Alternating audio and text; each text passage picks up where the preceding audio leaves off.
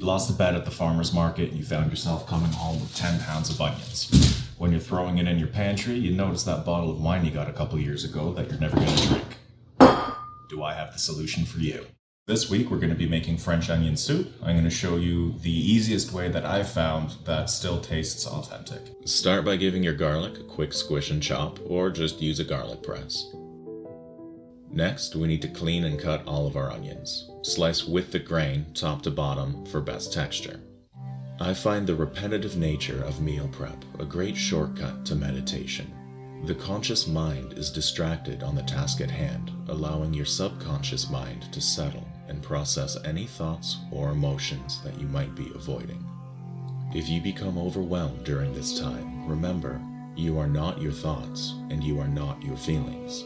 Simply be present and they will pass like clouds in the sky. And if somebody happens to walk in on you, you can blame your crying on all the chopped onions.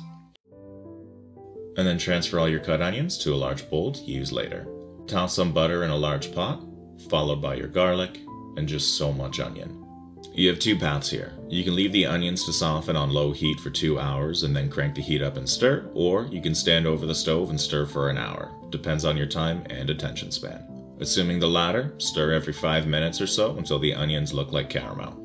Add your 2 favorite bay leaves and a handful of thyme, and then pour in your homemade chicken stock. Start with half a cup of wine and combine, then add to taste. You can always add more later. Then boil it off so you don't get lit from eating a bowl of soup. Add some black pepper, salt, and anything else it might need. Now we need to cheese up some bread.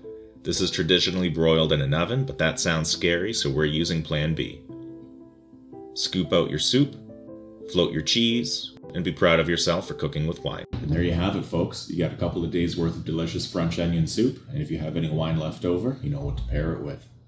As always, if you think I made any mistakes, or if you have any ideas that you want to see me do, please feel free to leave them in the comment section below. Otherwise, if you try this out, let me know how it goes. See you next time.